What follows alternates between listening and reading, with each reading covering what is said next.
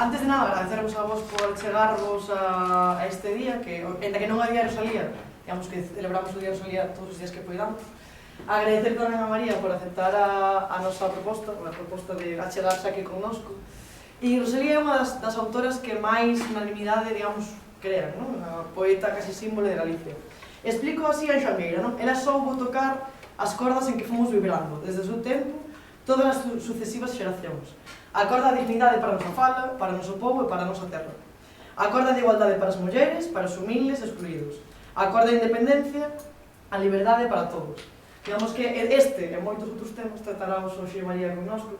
Agora presentar a Eider Gómez, que vai a presentar a María, sin unha alumna de galego, que xa veredes que ten un nivel fantástico. Bueno, moitas grazas a todos por aceptar a chegarmos a onda nosa. Vale, pois a nosa convidada de hoxe é María López Sández, licenciada en Filoloxía Hispánica, Inglesa e Galego-Portuguesa pola Universidade de Santiago de Compostela.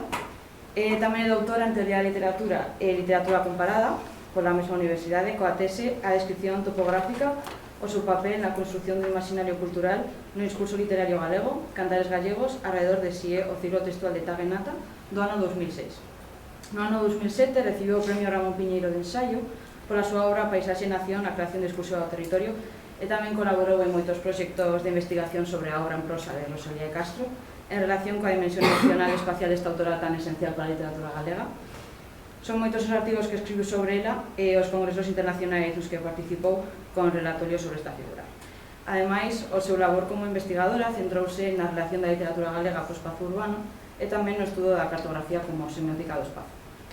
Tamén ten traballos narrativos como A forma das nubes, que foi Premio Repsol de Narrativa Breve no ano 2012, e posteriormente publicou a obra O faro escuro, que foi finalista do Premio de Novela por Entregas de La Voz en 2014. Tamén ten a obra A noite da deusa, finalista do Premio Reina Lupa no ano 2019, e outras obras que son Illados, Diario da Pandemia, Movendo os marcos do patriarcado e O pensamento feminista de Emilia Pardo Bazán, que fixou xunto con Marilar Aleixandre. Tamén o docente, tanto en secundaria como na Universidade de Santiago de Compostela, por tanto ten un papel esencial na formación de futuras profesoras da lingua. En 2022 foi escollida académica da Real Academia Galega e pronunciou o seu discurso de ingreso onde abrolla o manancial A paisaxe na raíz dun seísmo galego, 11 de marzo de 2023.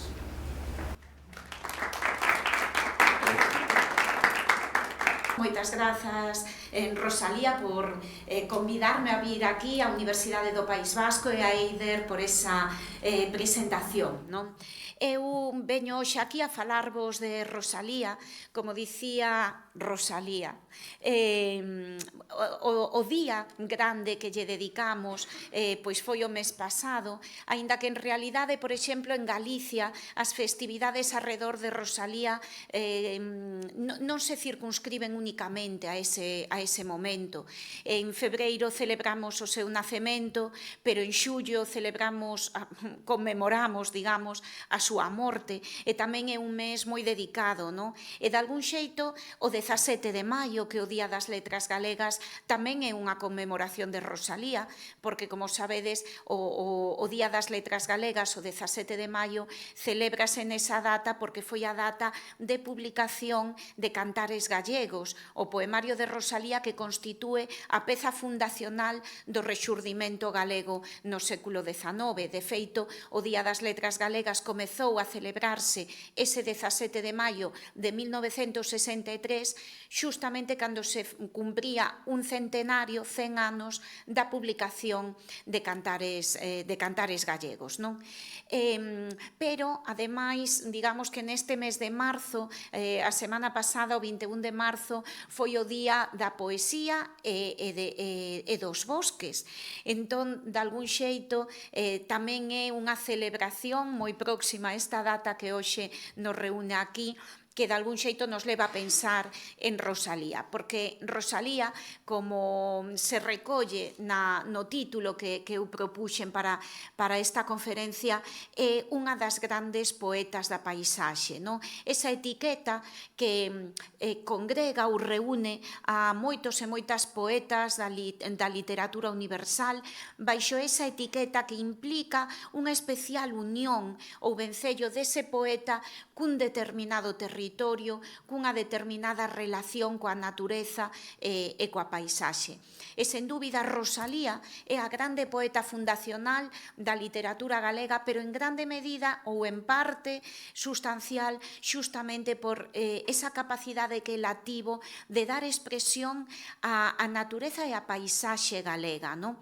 E diso quero eu hoxe partir para despois ver aí unha clave interpretativa do conxunto da obra de Rosalía. Porque dicíao a nosa Rosalía, citando as palabras de Anxo Angueira, é unha figura poliédrica enorme, non? Que toca moitos fíos, e como ele apuntaba a través de Anxo Angueira, unha figura clave precursora do feminismo en Galicia, e veremos por qué, pero tamén deu voz á cuestión da emigración que tan fondamente marcou a Galicia das últimas décadas do século XIX, non? E que ela xa puido intuir e vivir. E tamén unha precursora, verémolo, do ecoloxismo, do pensamento ecoloxista en Galicia, e denunciou, sobre iso falaremos, a corta de carballos, de carballeiras galegas, que foi moi intensa no XIX. Hoxe en día isto quizáis non está, perdemos conciencia histórica, pero foi o momento de expansión da rede do ferrocarril, e as carballeiras galegas nutriron esa forte demanda de vigas para crear a rede do ferrocarril no Estado, non? E todo iso imos ver que hai un fío conductor do que podemos atopar unha clave no tratamento que Rosalía deu á natureza, non?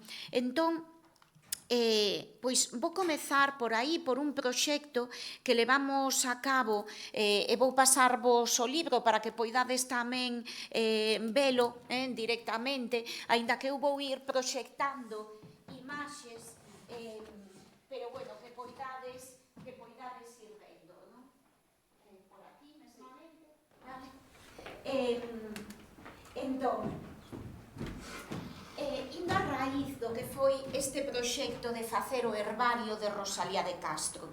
Como comentou Eider, pois eu levaba unha longa traxectoria de estudo arredor da obra de Rosalía de Castro. Na miña tese de doutoramento, Rosalía foi unha figura fundacional ou fundamental, aínda que vou vos contar algo do que foi o proceso, porque vos sabedes que ás veces cando se desenvolve un traballo de investigación de longo percorrido, a min pois levoume 8 anos desenvolver o meu traballo de tese de doutoramento. A día de hoxe xa creo que eso non sería posible, porque os plans de estudo acoutaron moito máis doutra maneira, pero daquela era habitual, especialmente no campo pois humanístico, de letras, que as teses fosen traballos bastante demorados, especialmente cando, como era no meu caso, pois xa se simultaneaba co traballo, non?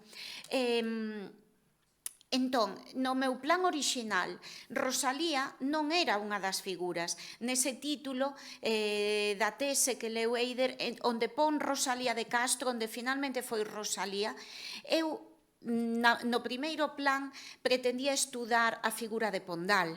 Claro, Eduardo Pondal é outra das figuras clave do rexurdimento galego, é un poeta tamén profundamente paisaxístico.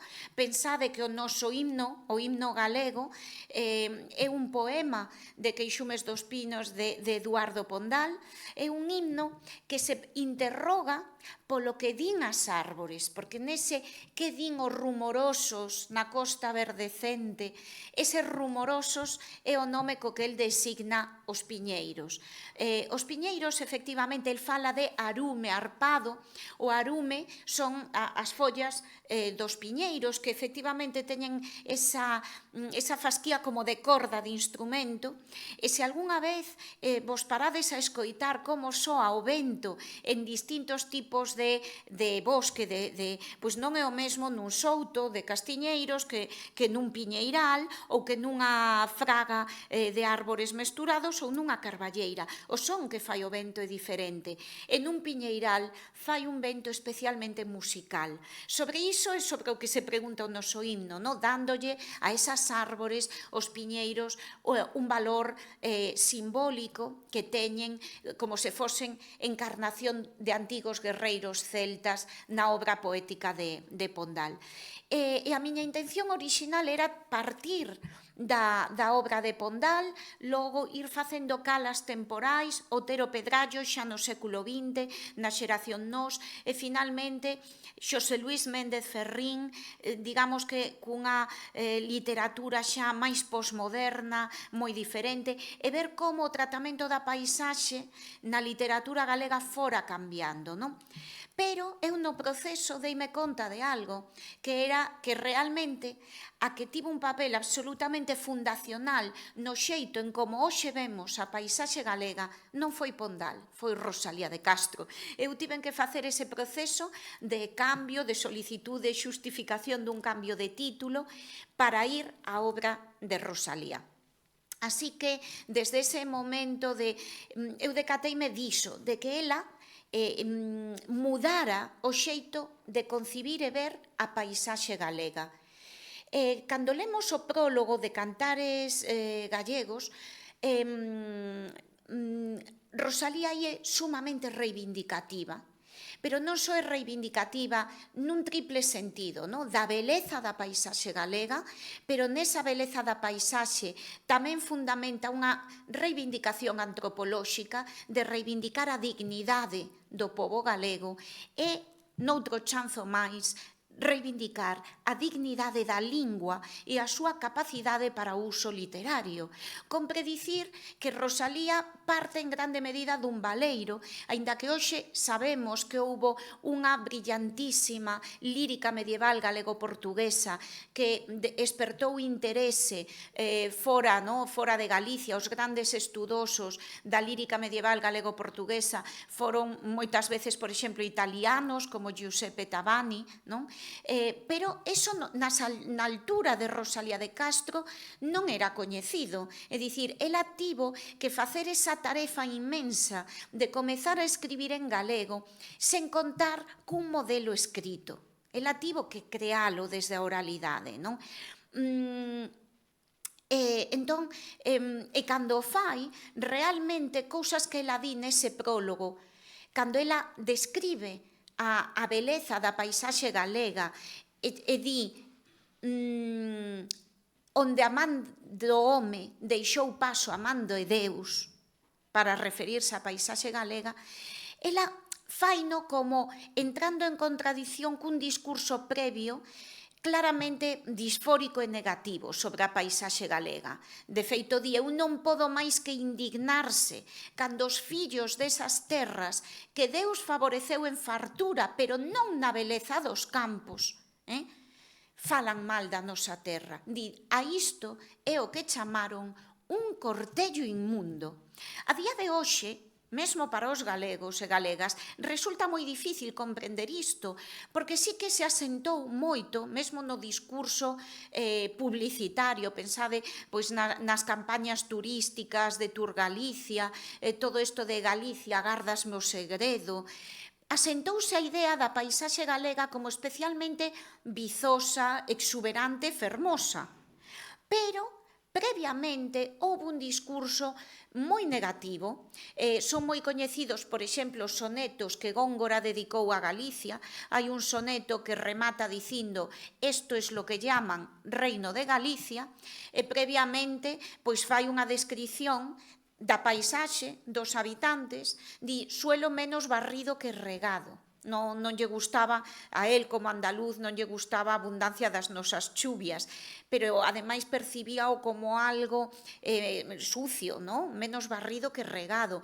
Logo, as mulleres e os homes, das mulleres di mozas rollizas de anchos culiseos. dos homes chámalles búcaros pigmeos, como se fosen ananos, raquíticos, papas de mijo en concas de madera, como que unha comida pobre, vamos, que nos fai un retrato da paisaxe, a triple reivindicación que fai Rosalía da beleza da paisaxe, da dignidade do pobo e da dignidade da lingua, bueno, pois é que está entrando a dar resposta a un discurso previo realmente humillante para Galicia, no? E que en certo xeito aínda continuou posteriormente, porque aínda en Juan Ramón Jiménez, que por outro lado admiraba moito a Rosalía de Castro como poeta, pero aínda nel atopamos algunha expresión referida a Galicia claramente negativa, como mojado manicomio.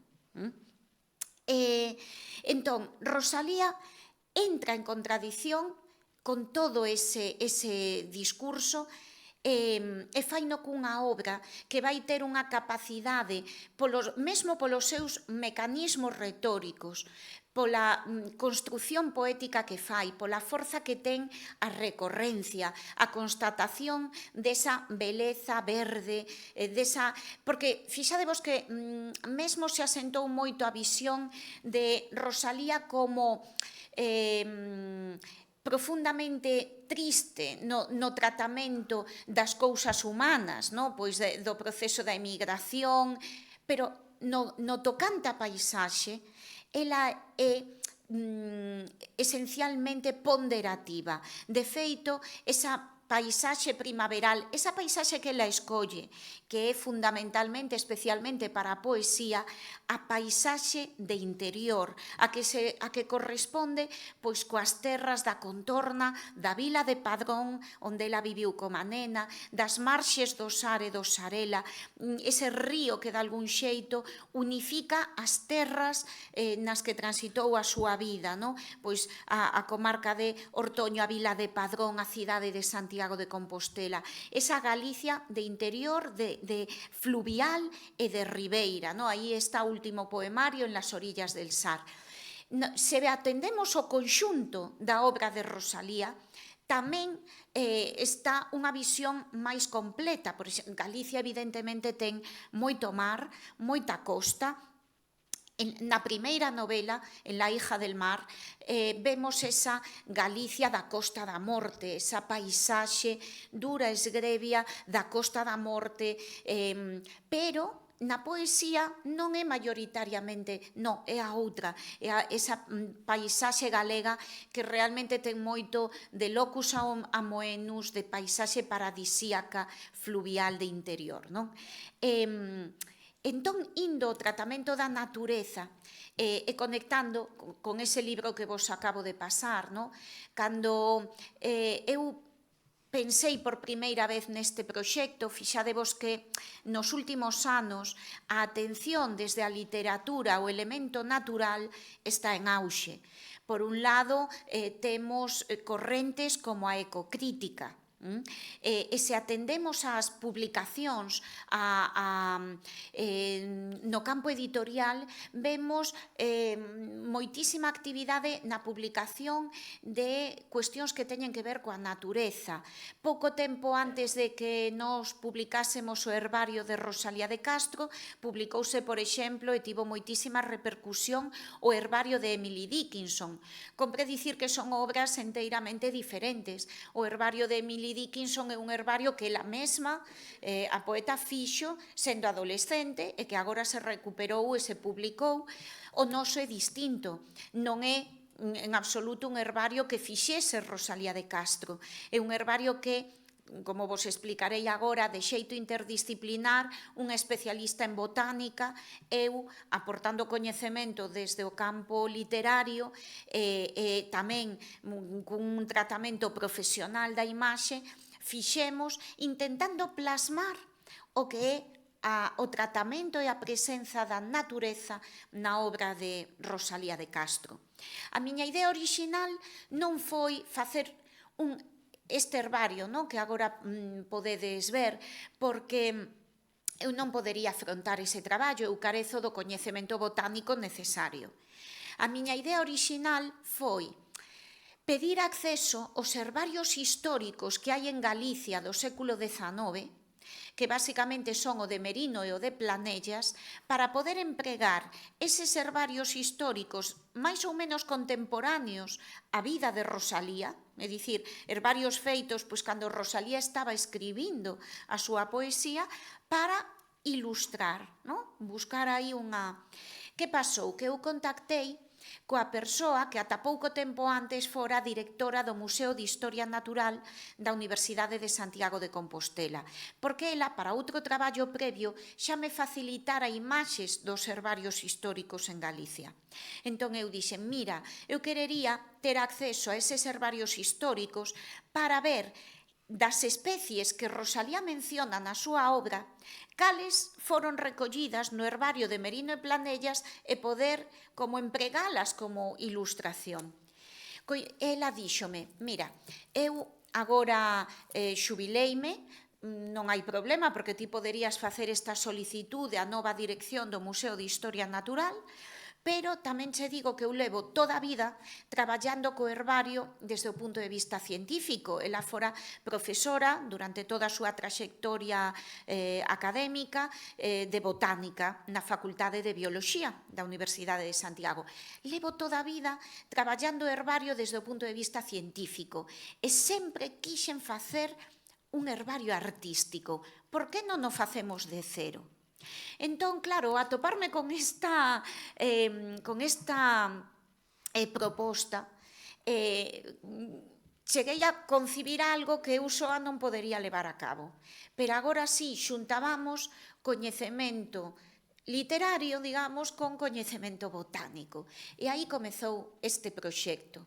Que foi o primeiro? O primeiro foi facer o baleirado completo desde o punto de vista botánico de mencións de flores, plantas, árbores da obra de Rosalía de Castro. Facer unha relectura completa da obra poética, pero tamén da produción novelística e mesmo dos artigos de prensa e incluso o epistolario. E facer unha base de datos, da que agora vos falarei. Inmediatamente, porque partindo da poesía, Cantares Gallegos como esa primeira grande pedra do rexurdimento, pois no segundo cantar atopamos estes versos que tomamos xa como subtítulo para o herbario.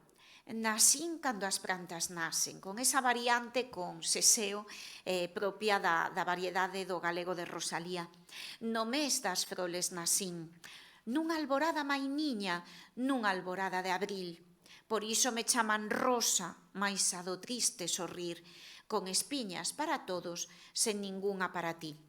O poemario de Cantares Gallegos está unificado por unha voz poética, unha meniña gaiteira que se presenta a si mesma como de nome Rosa. Esta meniña que oímos falar aquí, que abre os cantares e que os pecha. Ao final di, eu cantei. A gracia non era moita. Primeiro recolle ese convite que lle fan a cantar, atopámonos cos cantares e finalmente constata que efectivamente cantou, recorrendo, como fai sempre Rosalía, o tópico da modestia, esa idea de, eu cantei con non moita graza, oxalá houvese unha voz con máis graza que a min que cantase as belezas de Galicia, ese recurso tópico da modestia está sempre nos prólogos das obras, non? Pero vemos aquí xa como esa voz poética de algún xeito, non só desde o propio antropónimo, Rosa, que xoga co propio nome Rosalía, e con esa idea de nacer no mes das flores, e desde o comezo manifestar esa íntima unión co natural. Pois nós fixemos unha base de datos onde fomos recollendo as mencións a especies concretas por cada obra e facendo un reconto. E unha vez que tiñamos todo fixemos un estudo de frecuencia, non tanto unha análise estatística ao uso, pero sí unha observación para poder decidir que seccións íamos facer no herbario.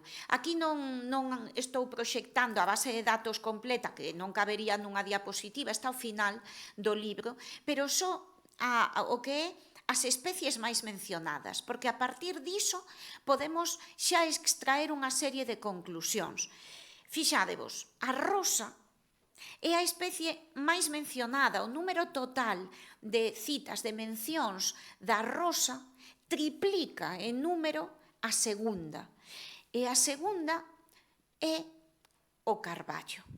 Pero se ademais vemos as 14 primeiras especies en número de mencións, tamén podemos observar algo, que é que hai 7 que son árbores. Ou seja, temos o carballo, o piñeiro, o álamo, a ciñeira, o castiñeiro, o salgueiro, a figueira.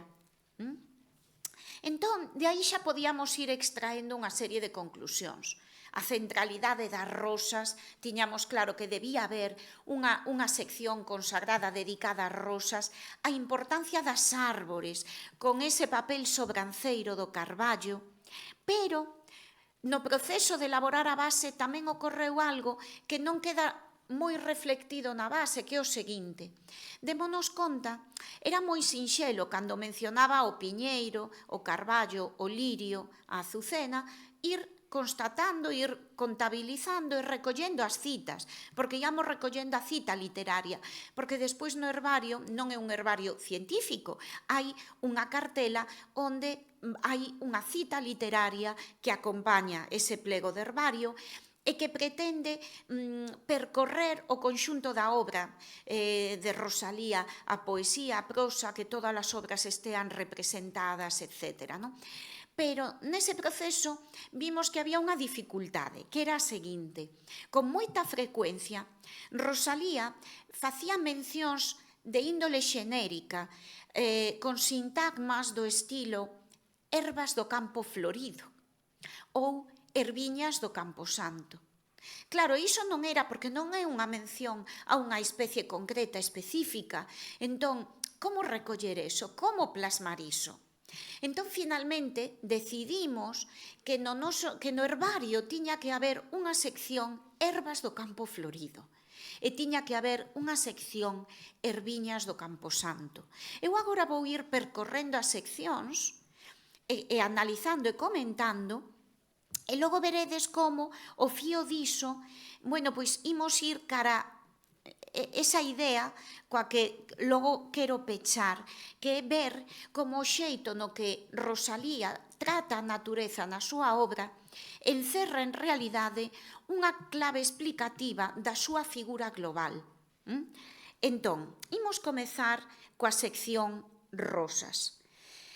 Non nos sorprende que a rosa ocupe ese lugar absolutamente sobranceiro na produción de Rosalía, porque a rosa é, sen dúbida, a grande flor da tradición occidental. Como sabedes, pois na poesía renacentista está a rosa e a azucena case como símbolo de beleza, está en Garcilaso, está en Góngora, infinidade de sonetos, pálida restituye a su elemento, suya esplendor perdido, casta rosa, o aquella a quien ya se le atrevió el arado. En fin, a rosa como símbolo de beleza, asociado antropomórficamente á beleza feminina, pero tamén como símbolo de reflexión existencial, de símbolo da caducidade da beleza e a vida humana, esas leyes de flor as que aludía Quevedo cando di da vida que a las leyes de flor está sujeta. Entón, Rosalía entronca con toda esa tradición occidental que pon a rosa como flor por antonomasia, algo o que a flor de loto representa na literatura na tradición máis oriental, a rosa. Pero hai algo, hai varios aspectos que podemos atopar no tratamento que Rosalía dá a rosa que xa nos van levando cara a ese fío que logo quero salientar, non? En primeiro lugar, vemos no tratamento da rosa o gusto de Rosalía polo contraste, aquelo que, tendo unha apariencia, oculta outra realidade. Fixadevos, por exemplo, nesa cita que acompaña a este plego da rosa, que ademais é unha rosa silvestre, porque unha das cousas que podemos percibir no tratamento da rosa é o gusto especial pola rosa silvestre. Claro, na rosa, cando pensamos na rosa, a rosa é a raíña do campo, é un sintagma que se emprega moitas veces para ela, pero sobre todo pensamos na rosa centifolia, na rosa cultivada, na rosa como a máis aristocrática das flores, non? Pero, curiosamente, en Rosalía, cando trata da rosa, moi a miúdo é a rosa silvestre, que, como curiosidade, direivos que no proceso de elaboración do herbario foi especialmente complexa, porque en Galicia hai moitísimos exemplares de roseiras silvestres que medran embalados, en casas, así, como medrando espontáneamente en muros abandonados. É moi doado conseguir exemplares moi bonitos, moi idóneos, pero sucede algo, colliámolos e cando chegábamos para prensalos caían os pétalos. A rosa silvestre, en canto a cortas da árbore, perde o pétalo case, entón tivemos que prensalas in situ. Ou seja, levala xa prensada na propia maleta do coche para casa, senón era imposible. Pero, fixadevos, nesta cita, maio longo, todo cuberto de rosas, para algúns telas de morte, para outros telas de bodas. Esa idea do contraste na propia vida, entre o bo e o malo, entre a alegría e a desgraza, que ás veces na poética de Rosalía están tan próximas, exprésao tamén a través da rosa. A rosa como flor festiva que acompaña as bodas, pero tamén como tributo fúnebre por antonomasia. Xa na época romana había unhas festividades, a Rosalia, nas que a rosa era o tributo fúnebre aos antepasados mortos, non? Pero, por exemplo, en Rosalía hai tamén un gusto, este outro exemplar de flor silvestre, a min aquí perdese moito o contraste de cor, é unha flor silvestre amarela, non sei se podedes ver ben algunha das corolas, pero é un plego que a min me gusta especialmente, non? E fixadevos como é a referencia á rosa silvestre. Hai un niño de rosas silvestres cabo da fonte escondido, e un prado de erva treviña alfombra ao arredor sombriso. Pero outro aspecto no tratamento da rosa é o gusto pola idea de que a rosa, sendo tan fermosa e tan recendente, con ese aroma que nos atrae tanto, ao mesmo tempo ten espiñas que feren. Novamente esa idea da dualidade, do contraste. De algún xeito, Rosalía emprega moitas veces a rosa para dar expresión o que xa desde a antigüidade, desde as bucólicas de Virxilio, foi o tópico do late tangui sin erva. Eso que nas bucólicas aparece como a idea de que baixo a erva ocúltase a serpe, o áspid. É dicir, baixo unha apariencia amable e inofensiva ocúltase o perigo. Moitas veces Rosalía emprega a rosa para esta idea, esa rosa fermosa e arrecendente que cando estendemos a man nos fire, nos pincha coas súas espiñas. Por exemplo, en El primer loco, que é a última novela que Rosalía escribiu, unha novela na que a presenza, a forza da natureza é enorme, e e que conta a creación do manicomio de Conxo nas aforas de Santiago, unha institución que aínda hoxe segue a funcionar como psiquiátrico, non? E contando esa creación no século XIX nunha contorna natural rodeada de carballeiras, nesas carballeiras de Conxo fíxose o coñecidísimo banquete de Conxo, un dos grandes fitos históricos da Galicia do XIX, pois di esto da rosa. Dormida en su lecho de rosas, ni siquiera se había atrevido a pensar que las rosas tienen también agudas espinas que hacen derramar sangre al que las arranca del rosal. Entón, ese símbolo existencial contradictorio, ¿no?, entre o atractivo, o recendente e o que fire e manca, pero cun gusto especial pola flor silvestre. Porque, e agora que pasamos á sección Herbas do campo florido, no tratamento que Rosalía dá á natureza, o que podemos percibir ese gusto especial pola natureza non domesticada, pola natureza non cultivada, pola natureza que medra espontánea. Hai unha palabra fermosísima no galego que é o adxectivo ventureiro ou ventureira. A flor ventureira é a flor que medra espontáneamente nos campos, non a cultivada de xardín. Evidentemente, nesta visión da natureza está detrás a concepción romántica da natureza, o achegamento.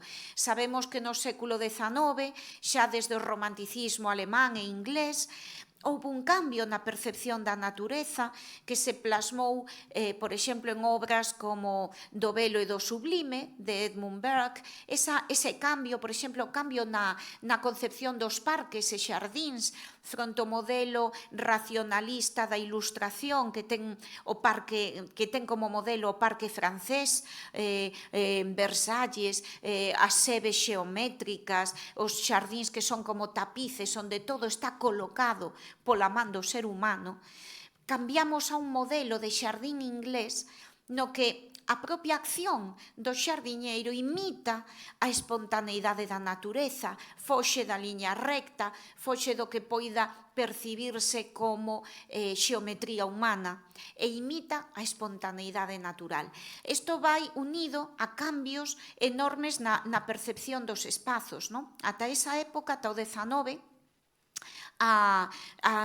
mesmo hai un teórico francés, Alain Roger, que empregou unha serie de termos para ver como se vira ata ese momento certos espazos que se consideran hostís ao ser humano. El fala de talasofobia, como o rexeitamento do mar como un espazo hostil, perigoso, orofobia, como o rexeitamento da alta montaña, e eremofobia, como ese rexeitamento do deserto. É dicir, ata ese momento, espazos como o mar aberto, o mar tempestuoso, a alta montaña ou o deserto, digamos que eran vistos como baixos tópicos ou ben do locus horribilis ou do locus eremus, como espazos hostís realmente ao ser humano. E pola contra, o romanticismo vai facer unha reivindicación destes espazos xustamente como os máis grandiosos, os máis sobrecolledores, aqueles que busca o ser humano, en certo modo, cando rexeita a sociedade. Pensade, a todos nos pode vir á mente o cadro de David Caspar Friedrich de o paseante sobre o mar de nubes. Ese ser humano no cume da montaña mirando o horizonte. Realmente é que mesmo cando facemos unha exploración histórica de prácticas culturais como o alpinismo, non se remonta máis alá destes cambios culturais. O alpinismo comezou como tal no século XVIII, pero xustamente cando xa se estaban xestando o Sturm und Drang e todo este cambio do romanticismo que vai comezar en Alemanha e Inglaterra. Entón, aí cobra sentido que Rosalía de Castro no prólogo de Cantares Gallegos busque para as paisaxes galegas referentes de asimilación, di as paisaxes tan gabadas de Suíza ou de Italia. busca aí esas comparacións e referentes de contraste, esa Castela na que ningunha erviña medra, ata as erviñas foxen, di ela, non? Buscando ancorar a paisaxe galega con estas novas paisaxes que o romanticismo puxo en valor, non? Entón, ese valor da natureza espontánea. Iso é o que explica esa forte presenza das erviñas do campo florido, da humilde margarida, da flor ventureira, non? E nós creamos, digamos, esa sección en atención á forte presenza que isto ten. E vou vos ler algunhas citas para que, que vexades que efectivamente isto é así, que esa mención ás ervas ventureiras do campo están aí. A terra cuberta en todas as estacións de erviñas e de flores, fronte a esa Castela da que di sen unha erviña que distrai a mirada, ou a Galicia florida daquela fala no Cantar terceiro, no? Fala de veigas floridas, campo florido, e xustamente é revelador que no Cantar segundo, xustamente no campo florido, onde ela sitúa como a petición do acto enunciativo que dá orixe aos cantares. A meniña gaiteira di, así mo pediron, que cante, na beira do río que corre entre as ervas do campo florido. Ou seja, que ela sitúa, no? Case remontándose a Aristóteles, que cando falaba do topos, o tópico literario procede de topos, que significa lugar, como se realmente a clave da inspiración poética estivese no propio lugar. Pois, de algún xeito, así acontece tamén na obra de Rosalía. Na prosa, nesa novela que vos dicía, na que a paisaxe ten tanta forza, El primer loco, fala así do prado e das ervas, di. El prado en donde las lavanderas suelen tender sus ropas, así como los barrancos y montecillos de aquel paraje siempre verde, hallábanse materialmente cuajados de margaritas y violetas y de otra multitud de florecillas silvestres, todas antiguas amigas mías, las cuales al sentir mis pasos me saludaron enviándome delicadísimos y tenues perfumes y volviendo hacia mí con tristeza sus frescas corolas. Fixadevos na animación, na proxección tamén de sentimentos, de emocións nesas florecillas silvestres, non? Entón, as que conforman esta sección son as que podíamos atopar nos campos galegos do século XIX. No? Eu teño que dicir que no proceso de elaborar o herbario esta sección foi unha das que máis me fixo aprender, porque nos percorrimos as paisaxes, os espazos rosaliáns, a contorna de Padrón, por exemplo, a sección que conforma a Herviñas do Camposanto, recollímola íntegramente no cemiterio de Adina, que é o cemiterio o primeiro que recolleu os restos mortais do corpo de Rosalía de Castro.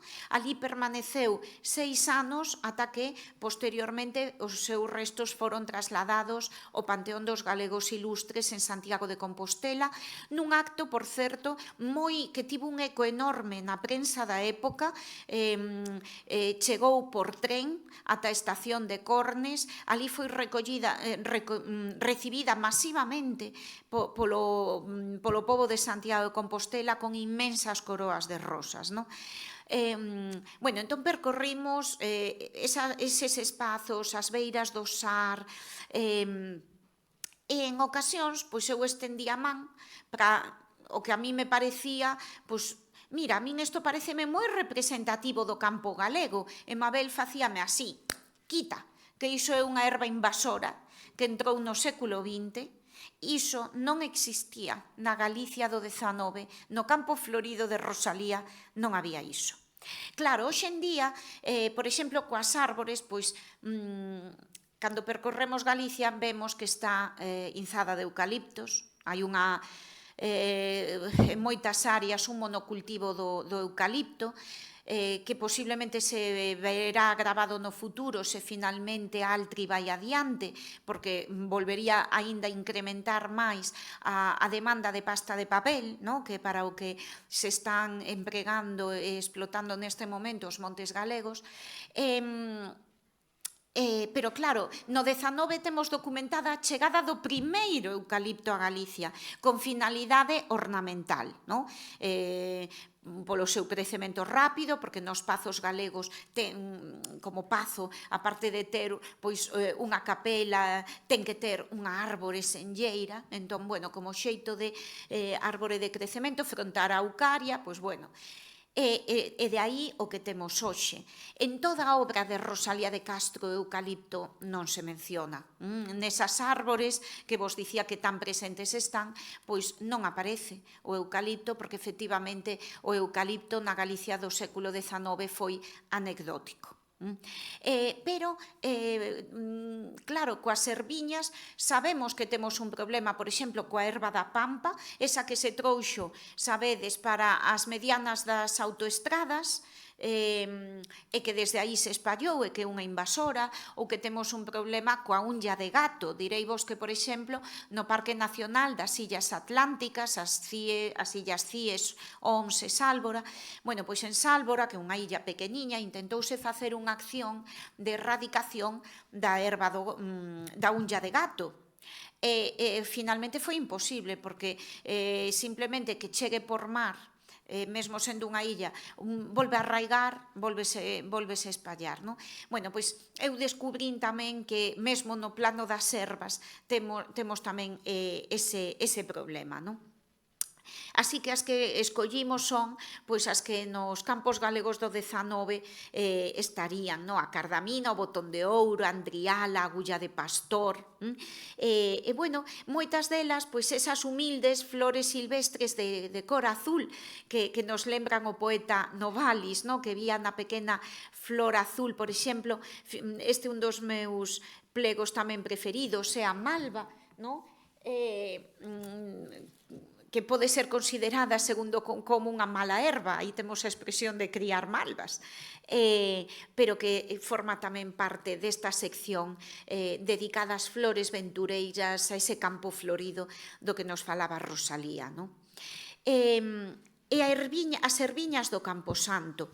Claro, a importancia que tivo, no, o sustrato que ten o ideario romántico na obra de Rosalía xustifica en parte que o cemiterio estea moi presente.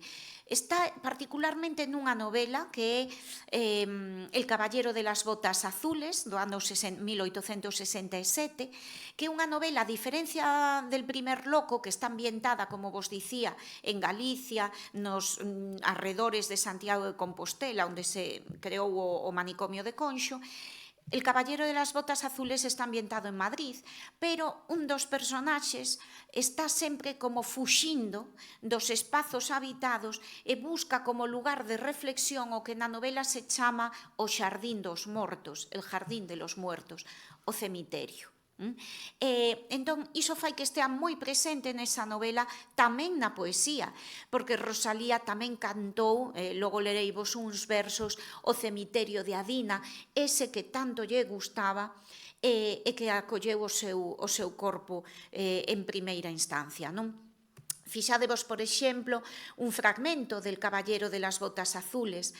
Mariquita amaba las flores nacidas al pie de las tumbas y el rumor que hacía el viento al agitar los sauces la impresionaba tan melancólica y dulcemente que siempre que podía robaba algunos momentos para ir a contemplar el jardín de los muertos. Aí temos o couselo, hai que dicir esta especie que medra moitas veces mesmo nos troncos das árbores que dan ao norte. Claro, verde é o que se coñece como embigo de Venus, de xeito popular, porque ten esa apariencia realmente de embigo, non? E aquí quedounos no plego bastante amarelo, non?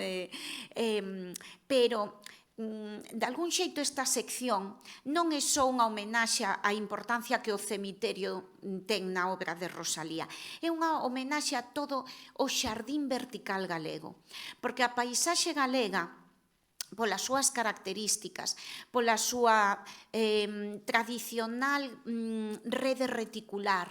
Dicir, Galicia estaba chea de pequenas leiras separadas por valados, por chantos, e por como é o clima galego, especialmente dando o norte, eso alberga todo un xardín vertical. Se vos paseades por un bosque galego, podedes saber como están os puntos verticais só observando as árbores, porque ao lado da árbore, o tronco dun carballo, digamos, grande, o lado que dá ao norte, vai estar completamente cuberto de vesgo, que a súa vez vai albergar unha enorme biodiversidade. Ali van medrar estes couselos, por exemplo. No?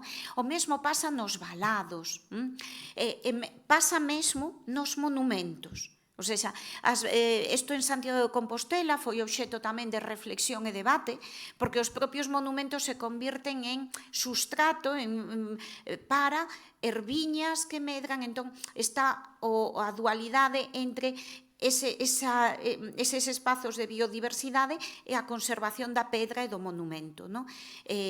Entón, de algún modo, esta sección tamén é pois esa homenaxe aos xardíns verticais galegos, a esa natureza que medra en vertical. No? E hai que dicir que no tratamento que lle dá a natureza neses cemiterios, ela ve tamén o contraste, ese gusto polo contraste que percibíamos na Rosa, vémolo tamén aquí, porque no cemiterio ela ve ese contraste entre o silencio dos mortos e a vida buligante da natureza que agroma nas lápidas. Fixadevos neste fragmento. Las ramas de los sauces barrían desmelenadas el polvo de los sepulcros cobijados bajo su sombra. Las rosas, deshojándose a cada soplo del viento, parecían conversar misteriosamente entre sí. En algún outro fragmento vese ese contraste do silencio humano fronte a esa presenza viva da natureza. Aquí os versos que dedicou en Follas Novas o cemiterio de Adina. O cemiterio de Adina, nai duda que encantador, cos seus olivos escuros de bella recordazón, cos seu chan de ervas e flores, lindas cal noutras deu Dios. E como vos dicía, nese cemiterio recollimos todas esas que conforman a sección Erviñas do Camposanto. Pero non podía faltar a sección árbores. Como vos dicía, entre as primeiras especies máis mencionadas, a segunda é xa o carballo, e ademais hai unha presenza de árbores moi evidente. O carballo como árbore emblema de Galicia, aínda a día de hoxe ten esa forza, pois se hoxe en día Rosalía é considerada unha precursora de posturas ecoloxistas, en boa medida é polos dous longos poemas que dedicou a Corta de Carballos en Las orillas del Sar, no último poemario. Fixen unha selección só de algúns versos significativos, porque, como vos digo, son dous poemas extensos, mesmo cunha carga política moi evidente. Tamén, cando se fala de independentismo en relación á obra de Rosalía, tamén adoita sustentarse nestes poemas, porque hai un momento no que ela afirma directamente: ajena autoridad su imperio ejerce en lo que es nuestro. Porque digamos que esa orde de Corta de carballeiras viña desde o Estado para nutrir esa rede estatal do ferrocarril. Entón, bueno, ela di así: bajo el hacha implacable, cuán presto en tierra cayeron encinas y robles, y a los rayos del alba risueña, qué calva parece la cima del monte. Pero tú, sacra encina del celta, y tú, roble de ramas añosas, sois más bellos con vuestro follaje que si mayo las cumbres festona, salpicadas de fresco rocío, donde quiebra sus rayos la aurora y convierte los sotos profundos en mansión de gloria. Bueno, son poemas profundamente reivindicativos da beleza dos carballos, das carballeiras, como algo ademais que o que se dá case unha condición sacra, sagrada, e de feito ela trata isto de acto sacrílego, cortar eses carballos. Non? Hai uns anos, un dos carballos da Carballeira de Conxo foi votado como, sabedes que hai unha votación anual do Árbore Europea do Ano, e foi finalista nesa consideración. Claro, esa Carballeira de Conxo son en grande medida as carballeiras de referencia para Rosalía de Castro, son tamén as carballeiras do Banquete de Conxo. Ese acto esencial no que sentaron alternativamente un estudante e un artesán, onde o estudante serviu o artesán como un acto de confraternización entre clases, que despois foi un acto no que Pondal fixo un brindis e que logo sabemos que tivo repercusións e represión posterior. Non queda claro se Rosalía participou activamente ou non no Banquete de Conxo, pero desde logo sí sabemos que naquela altura ela participaba das accións do Liceo de la Juventud en Santiago de Compostela, onde participaba Pondal, había unha enorme amizade entre Eduardo Pondal e Rosalía de Castro, logo contareivos algunha anécdota a ver o que nos dá tempo. Entón, é moi probable que se non estivo presente físicamente, si, como mínimo, formou parte da, digamos, da articulación da idea, non? Está tamén o piñeiro, ese piñeiro que é a árbore do noso himno. Por que? Pois porque Pondal, da comarca de Bergantiños, fala sobre todo deses piñeiros nos que el quixo encarnar, eses guerreiros que están adurmiñados e que de algún modo el chama na súa poesía a un espertar, no? Ese espertar do Fogar de Breogán, que é o espertar dun sentimento galego que desde o propio rexurdimento se quería impulsar. Non? Pero, digamos que, xunto a eso, temos outras moitas árbores, por exemplo, a figueiriña. Na casa Rosalía de Castro, que é a casa na que ela viviu os últimos 4 anos da súa vida, a Casa da Matanza, e que despois se convertiu nun xeito de casa-museo, que o é, e de espazo tamén consagrado á memoria de Rosalía. A día de hoxe, pois, o xardín da Casa de Rosalía está como acollendo tamén o propio discurso do herbario. Por exemplo, a casa, os que a coñezades sabedes que está moi chea de camelias. Realmente, a día de hoxe, a camelia ten moita presenza en Galicia, hai unha ruta das camelias.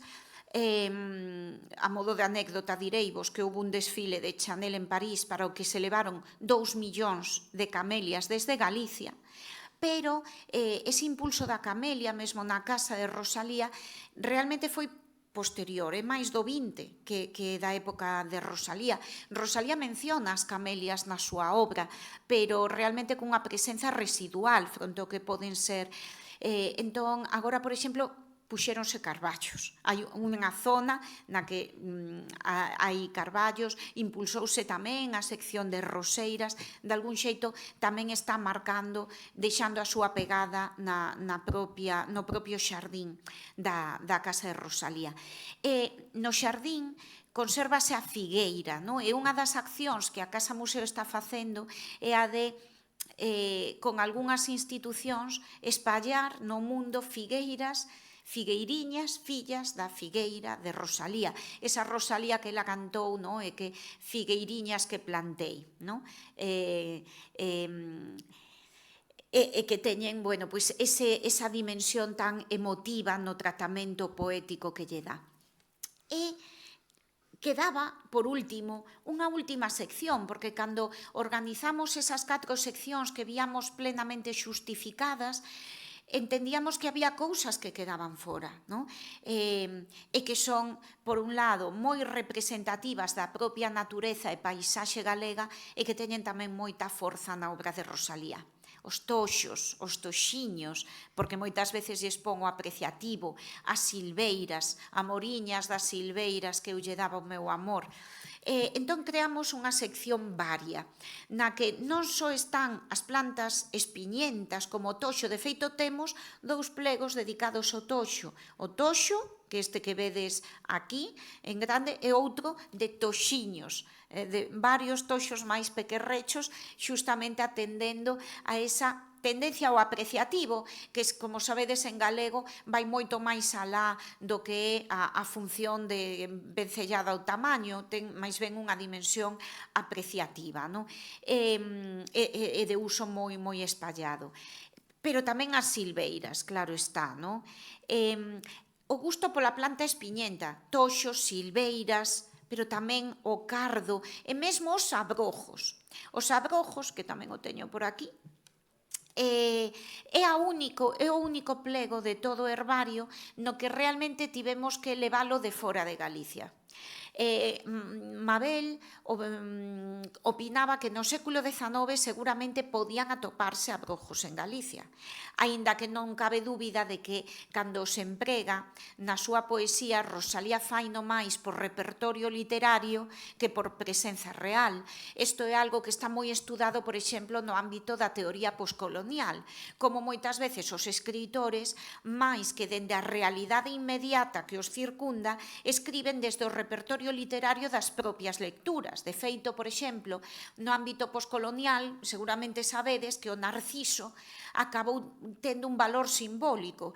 Por que? Porque no que é as colonias británicas, na literatura india, en literaturas de todo o mundo, aparecían referencia aos narcisos, porque o poema da nube de narcisos amarela de Wordsworth formaba parte de todas as antoloxías dos sistemas educativos que a metrópole implementaba nas colonias. Entón, eses escritores, cando escribían desde o lido, en paisaxes nas que nunca viran un narciso. Bueno, moitos autores poscoloniais, por exemplo, o propio Alejo Carpentier, nun dos prólogos El reino deste mundo, fai unha reivindicación, di, agora nós, autores latinoamericanos, temos que falar da nosa ceiba, das nosas árbores, sen ter que estar sempre explicando o que son, que ben fixeron os alemáns para facernos saber a nós o que é un piñeiro nevado, aínda que nós nunca vísemos nin piñeiro nin neve que o nevase. Non?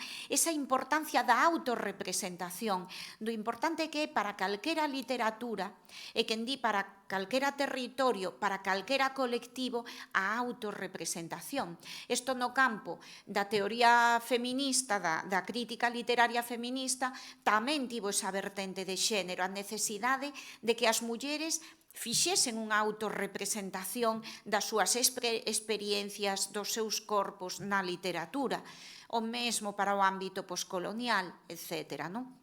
Bueno, entón, os abrojos están aí, nós non fomos capaces de atopar a día de hoxe abrojos en Galicia, así que tivemos que levala de fora para ese plego, porque ela así o menciona na obra en castelán.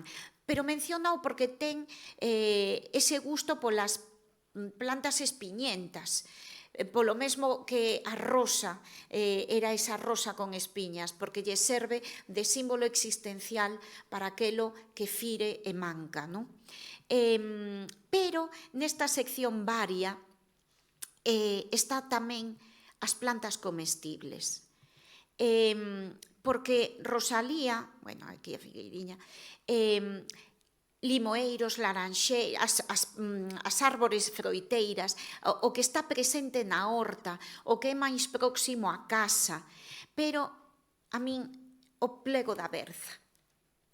Claro, chegando o máis humanizado, chega a horta, e chega aquelo que é esencial, que era esencial na alimentación do campesiñado galego. Bueno, eu que ademais son da zona de Lugo, no? E a miña nai e o meu avó son dunha aldea da zona da montaña lucense, pois para nós, se ides a Santiago de Compostela, por exemplo, e pedides caldo galego, moi probablemente van vos dar caldo de navizas ou grelos, ou mesmo incluso, ás veces, de repolo. Pero o caldo por antonomasia en moitas zonas galegas é o caldo de berzas.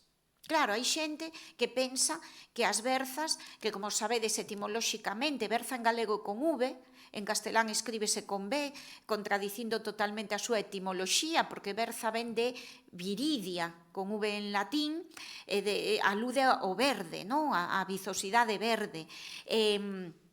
E para moitos, iso é para os porcos, efectivamente, as follas máis grandes ou así, pois cocíanse tamén coas patacas máis pequenas na maseira para a alimentación do porco doméstico.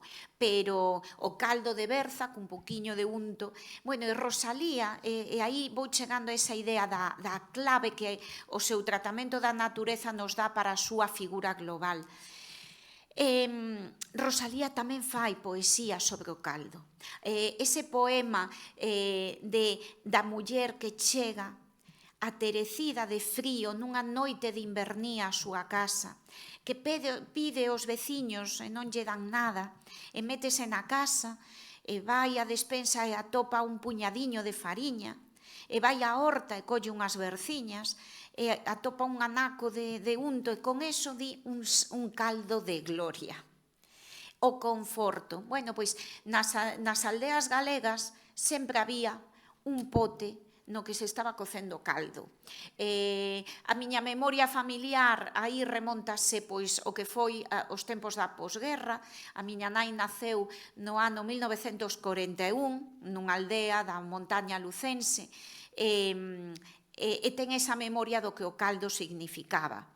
Neses tempos nos que os nenos e nenas apañaban as castañas ás 6 da mañá porque non podías desperdiciar as castañas que caían ao camiño, que senón xa chas collían os veciños, nenos e nenas que souberon o que eran os sabañóns. Eu nunca tiven sabañóns, pero os nenos que apañaban castañas a esas horas si tiñan sabañóns nos dedos, nas orellas e tamén nos pés, non? E ese era o conforto, o caldo quente que nunca faltaba, mesmo cando outras formas de alimento sí, non? Na poesía de Rosalía está a berza, está a cebola, está o trigo, está o centeo, está o millo, non? Ese dar dignidade poética xunto á rosa, a cebola e a berza. No? E creo que eso sí que é a clave explicativa global de Rosalía. En que? En poñer atención no humilde, porque o que Rosalía fixo globalmente pódese explicar por iso. En primeiro lugar, reivindicar o uso do galego. Esa lingua que nese momento era considerada lingua para a oralidade, lingua para uso doméstico, pero lingua que non era empregada na cultura, non era empregada para o cultivo literario.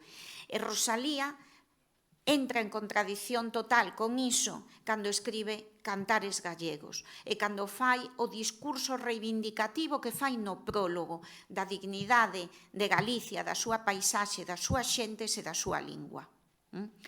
Pero tamén o fai na dimensión de xénero, porque isto quizáis é unha das liñas máis potentes nos últimos anos no estudo sobre a obra de Rosalía, non? Que houve moitísima atención á perspectiva de xénero. Rosalía, xa moi nova, escribe un texto breve, pero dunha contundencia enorme, que é Las literatas, carta a Eduarda. É unha especie de manifesto da escrita en clave de muller, que fala do difícil, do que implica ser muller, e fai, con moita retranca, ademais, que moitas veces temos esa visión de Rosalía chorona, saudosa, pero como encabeza Chus Lama a biografía sobre Rosalía cunha cita de Alejandra, a filla máis bella de Rosalía, dicía Alejandra, e diga que non era triste a miña nai, que unha persoa inxeniosa, alegre, con grande talento para a música. E tiña unha enorme retranca. Entón, ela en Las literatas, Carta a Eduarda, por exemplo, di: se escribes algo bo, dirán que é do teu marido. Como se non tivese el abondo cos seus traballos para atender os meus.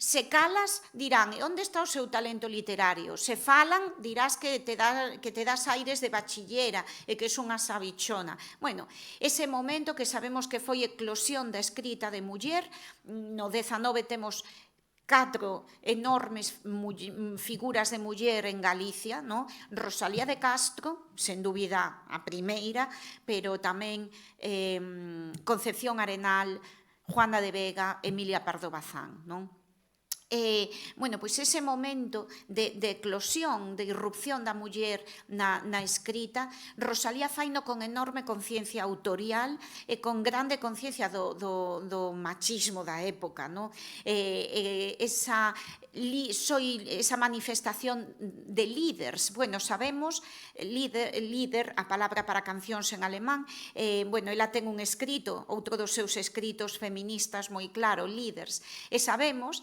que no epistolario os amigos de Murguía e demais referíanse a Rosalía por este pseudónimo, dilla líderes que...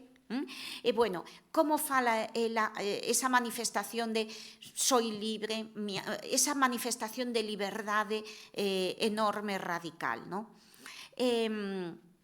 Entón, é como ir contradicindo as xerarquías da época, contradicir a xerarquía que subordinaba o galego castelán, entendía que non era lingua de cultura, subordinar a muller ao home dentro dun esquema patriarcal, subordinar a propia natureza, ou seja, ese carácter precursor que ela ten do discurso ecoloxista, e dentro da natureza poñer o foco no humilde, na flor ventureira, na paisaxe non cultivada polo home, na humilde margarida ou na berza. De algún xeito é o fío conductor. Ela tivo este atrevemento e permítome tamén recomendarvos un texto que é moi ilustrativo desa reivindicación que Rosalía fai do humilde e de rachar con xerarquías, que é un texto onde ela nos fala indirectamente, é o último capítulo de Los precursores, de Manuel Murguía. Esta obra de Murguía, que está escrita en castelán, está en prosa e demais, digamos que é un recoñecemento a figuras da cultura galega que foron como grandes precursores dese renacemento, dese rexurdimento cultural e literario que se dá no século XIX, Pero, despois de ir tocando figuras concretas, hai un último capítulo que se titula Ignotus. Ignotus, a palabra latina para descoñecido. Porque é un recoñecemento nese último capítulo a importancia que tivo na cultura galega a base tradicional, é dicir, esas persoas mesmo analfabetas que non pasaron a historia cun nome propio, pero que foron as que mantiveron accesas á lingua e á cultura. E para facer esa homenaxe, cede a palabra Rosalía, porque, veredes, o capítulo Ignotus está dedicado a R.C.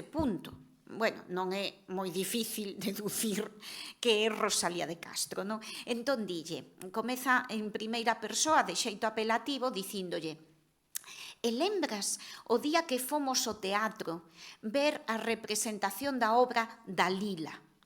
E ti ali contáchesme a historia fascinante do terrible ano da fame de 1853. E a partir de aí cédelle a voz a Rosalía. Efectivamente, o que aconteceu en Galicia no ano 1853 é un episodio increíblemente esquecido ou moi pouco divulgado entre a poboación. Quero dicir que todo o mundo oíu falar da crise da pataca en Irlanda, E sabe que, a raíz do que pasou con esa peste da pataca, houbo unha emigración masiva de irlandeses a Estados Unidos. Iso é algo que todos coñecemos. Pola contra, mesmo en Galicia, a xente descoñece algo moi semellante que aconteceu en Galicia no coñecido como ano da fame de 1853. En Galicia hai un refrán que di que a fame a Galicia chega nadando, porque tende a darse problemas de que sexa por exceso de chuvia polo que se estraguen as colleitas.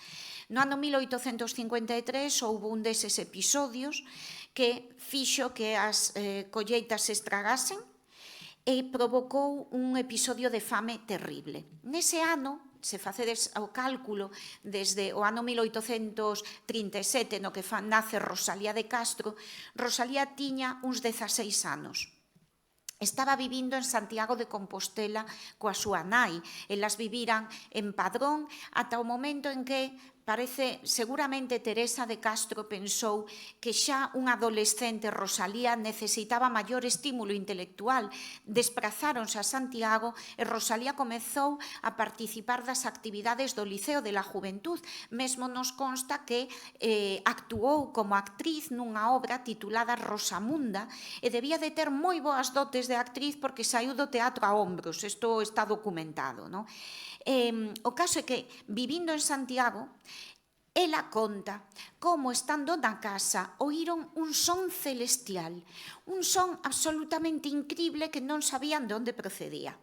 Entón abriron a fiestra, ao comezo non viron nada, pero, asomándose máis, conseguiron ver que había como os pés dun neno sobresaindo do portal.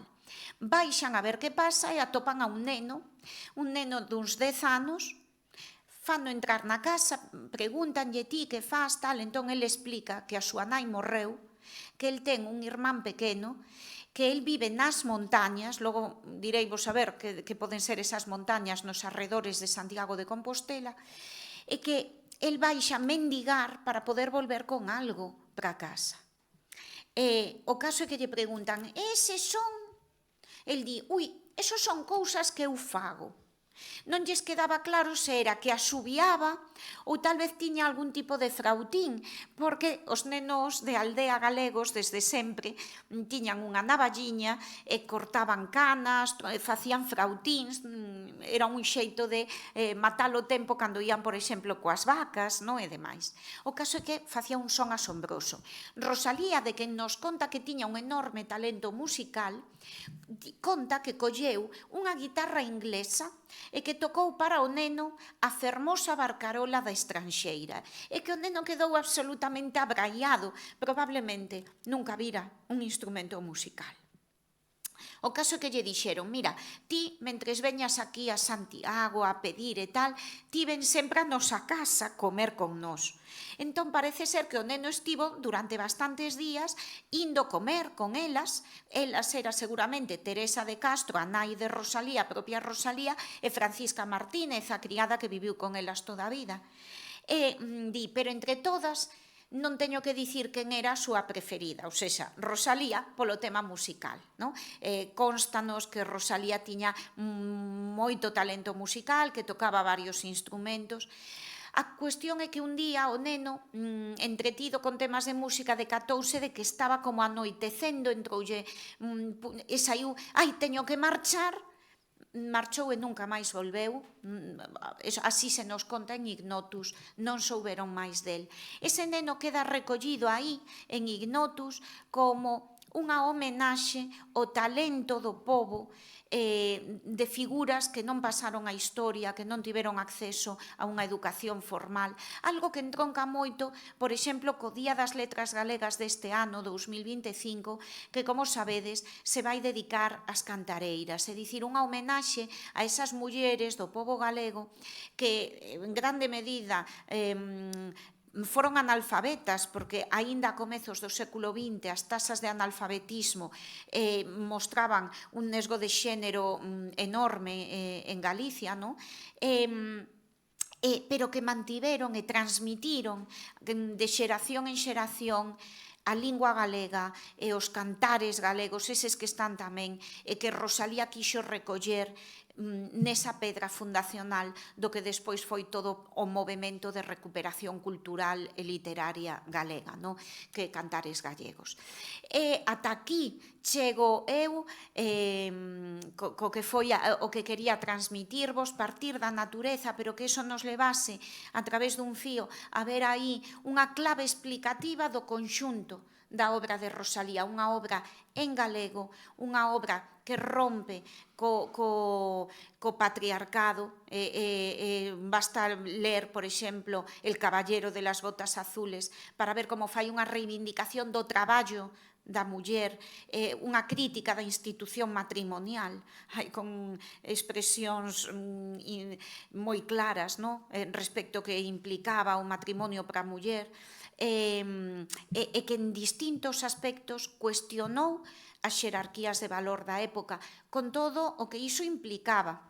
Ela pagou consecuencias moi claras, non? Hoxe en día é unha figura canónica, reverenciada, pero na súa época viviu momentos moi duros por exemplo, un dos textos de Rosalía que a día de hoxe está perdido e que non conservamos, é un artigo de prensa que se chamaba El Codio, que se ia publicar na imprenta Soto Freire en Lugo, e a publicación foi paralizada. Unha codia en galego é a cortiza do pan, non? Creese que ese artigo ia ser unha crítica ás condicións de vida dos seminaristas nos seminarios, que se nutrían moitas veces de, ata aínda recentemente, nenos de aldea que querían estudar. Había, para facelo era meterse no seminario, porque tiñan, de feito hai moito que despois saía do seminario para seguir cursando estudos, pero que era unha vía de acceso á educación, e que vivían en condicións ás veces de extrema pobreza. Parece que ela facía unha crítica diso. A publicación do artigo foi paralizada, manifestacións nas rúas, pedradas na imprenta, non se publicou e a día de hoxe non conservamos ese texto. Ou o que pasou a raíz da publicación do coñecido artigo de prensa da prostitución hospitalaria, que tivo consecuencias moi grandes para Rosalía.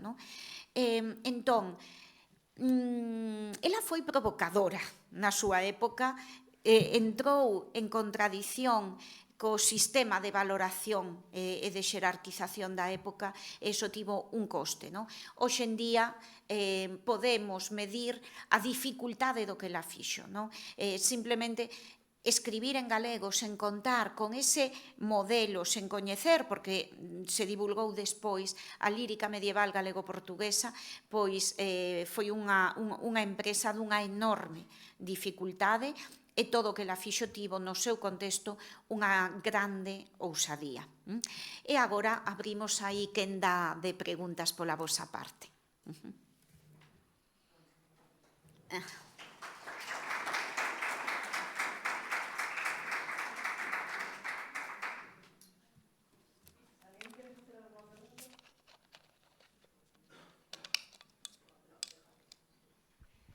Muchísimas gracias, me ha encantado la ponencia que has expuesto. Y nos ibas a contar una anécdota de Rosalía entre Rosalía y Pondal. ¿Nos podrías contar? Gracias. Moi ben, pois sí, vamos a ver, ten que ver con ese ano da fame de 1853. Rosalía, como sabedes, ela provén dunha familia fidalga, aínda que era unha familia fidalga xa moi empobrecida. Ela, o seu avó, de nome José de Castro, o pai de Teresa de Castro, logo, tiña o Pazo de Arretén, que está cerca de Padrón. Ese pazo en vida de Rosalía xa non pertencía á familia, ou seja, foran vendendo as propiedades. O seu tío, o irmán da nai, José María de Castro, sí que conservaba o Pazo de Lestrobe, e Rosalía pasou veráns cos seus curmáns no Pazo de Lestrobe. Pero, Rosalía nunca tivo xa casa de seu, viviu en diversas casas, de alugueiro e demais, non? A familia Pondal sí que era unha familia fidalga que aínda vivía das rendas. Bueno, eran bastantes irmáns, vemos que era a familia fidalga nunha cousa moi curiosa que a día de hoxe a xente lle chama a atención, que había un deles chamábase Eduardo Pondal e unha das súas irmás chamábase Eduarda Pondal. Son unha familia fidalga moi obsesionada con transmitir os nomes familiares de xeración en xeración, poñería un fillo Eduardo e a unha filla Eduarda. Bueno, esta Eduarda Pondal é a que Rosalía dedica ese texto, Las literatas, Carta a Eduarda, onde reflexiona sobre o que significa ser muller no século XIX. E fala a Eduarda como se estivese viva. Dille, ai, Eduarda, non te dediques a escrita porque espera que che vou contar todo o que implica. Pero, en realidade, Eduarda xa morrera. E morrera porque, despois do ano da fame, de 1853, 1854 foi un ano de moitísima cólera en Coruña, está documentada unha morte de creo que unhas 10.000 persoas nunha Coruña que non era a Coruña de hoxendía de 300.000 habitantes, era moito máis pequena. Pero houve tamén episodios de tifus. Bueno, isto dicen los precursores, dice, e como pasa sempre, despois da fame a peste, non? Bueno, claro, despois dun ano de fame, de mala alimentación, eso propicia as enfermidades infecciosas. A cuestión é que Rosalía, que no Liceo de la Juventud coñecía, trataba Eduardo Pondal e tiñan unha importante amizade, foi convidada pola familia Pondal a ir á romería da Barca, en Muxía. E foi no ano 54. Pero ali houbo un episodio de tifus. Collérono as dúas, Rosalía e Eduarda. Eduarda morreu e Rosalía sobreviviu. Pero, evidentemente, isto a Rosalía marcouna. É dicir, ti vas convidada pola familia Pondal, trabas amizade, ademais, cunha rapaza que é próxima a ti, as dúas colledes o tifus e ela morre. No? Entón, en fin, foi é algo, insisto, aí a min sorpréndeme moitísimo o pouco coñecido que é todo isto en Galicia. É como se, mesmo a memoria do que pasou na cidade da Coruña no ano 1854, está moi esquecido. Por exemplo, a figura de Juana de Vega. Juana de Vega, para moita xente, é o nome dunha rúa en Coruña. Ti dis, Juana de Vega, sí, a Rúa de Coruña, porque é unha rúa, ademais, moi céntrica, claro, porque é da Coruña histórica. Cando, como di Marilar Aleixandre, a nosa Premio Nacional de Narrativa, no? Di que se Juana de Vega fose inglesa xa tiña como mínimo 4 películas, porque é un personaxe fascinante. Entón, está moi esquecido. E aí a figura de Rosalía, bueno, na novela de As malas mulleres, que foi traducida a castelán a raíz de gañar o Premio Nacional de Narrativa, Las malas mujeres, ten como personaxe central a Concepción Arenal outro nome, que a xente, o nome Galeras. Claro, en Santiago de Compostela temos unha rúa que é a Rúa Galeras, que ademais está moi preto da Facultade de Filoloxía ou de Ciencias da Educación, bueno, todo o Campus Norte. En Coruña tamén. Cando Marilar fixo a documentación, estábamos escribindo xuntas o libro sobre Pardo Bazán, movendo os marcos do patriarcado, foi aí onde ela topou o xermolo da documentación que daría lugar á escrita de As malas mulleres. Eu asistín, por así dicir, entón ela topou eso de as galeras eran as cadeas de mulleres, as prisións de mulleres no século XIX. Entón, ela topou ese fío desa cadea de mulleres en Coruña e aí era visitadora Juana de Vega. Juana de Vega, en grande medida, acadou moita fama porque ela coidou durante o ano 54 como enfermeira, o estilo dunha Florence Nightingale, no? Era enfermeira para enfermos que colleron o cólera nese ano, ela non o colleu. Sobreviviu, entón, coidaba enfermos de cólera e, bueno, eso deulle moita sona, no? Como, en fin, todo ese episodio aí descoñecido. Como tamén en Galicia, claro, se fala moito do tema da misoxinia en Pondal, porque en Pondal hai unha serie de poemas que, claro, lidos illadamente, poden parecer unha apoloxía da violación, porque son cousas do estilo pilleite entre os pinos soa, de min non te libra... Entón, son poemas moi problemáticos por parte do autor do himno galego. Eu creo que hai que lelos tamén na clave da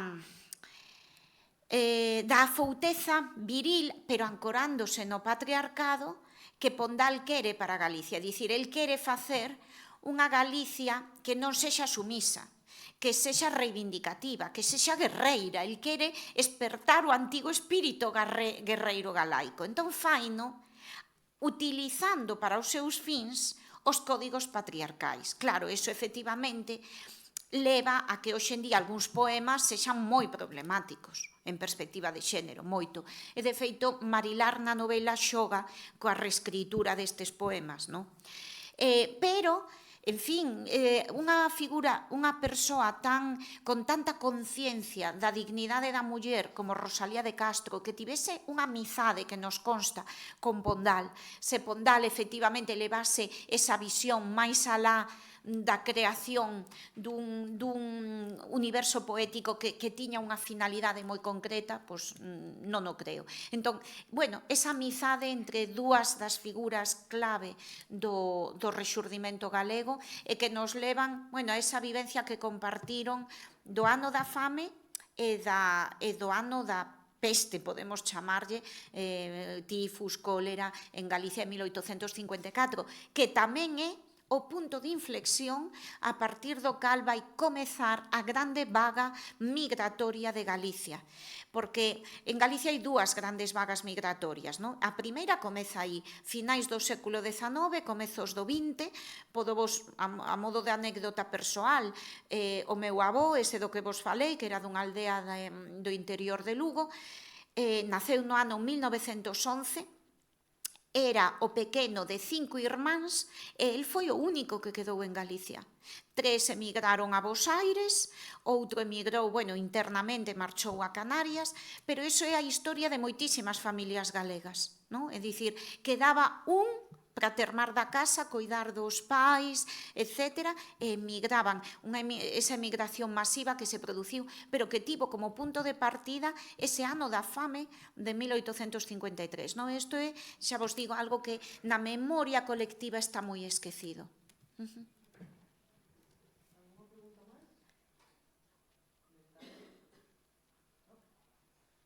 Bueno, pues agradecer de novo a que viñeras a chegarte con nos a falar de Rosalía e da importancia da paisaxe en Rosalía para, digamos, falar de outras cousas.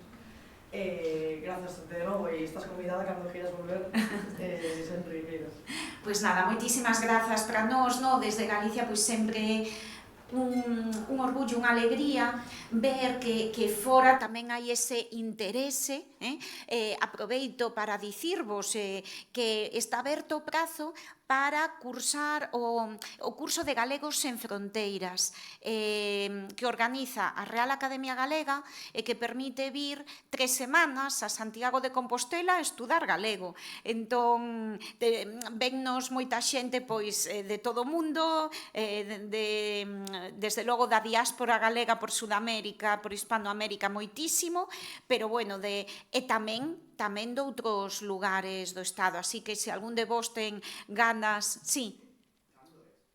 Mira, desde o día 2 de xullo ao 24, porque acabamos sempre para que poidades participar, asistir ao que é o grande día de Galicia, a grande festa do 25 de xullo, ou se acolle esas semanas, pero o prazo de matrícula está aberto agora, ata os primeiros días de abril. Hai un sistema de bolsas, hai moita bolsa de matrícula gratuita, logo hai algunha bolsa complementaria máis, pero logo estáse aí xestionando o sistema de residencias para que poida haber unha opción razoable de aloxamento no sistema de residencias universitario, non?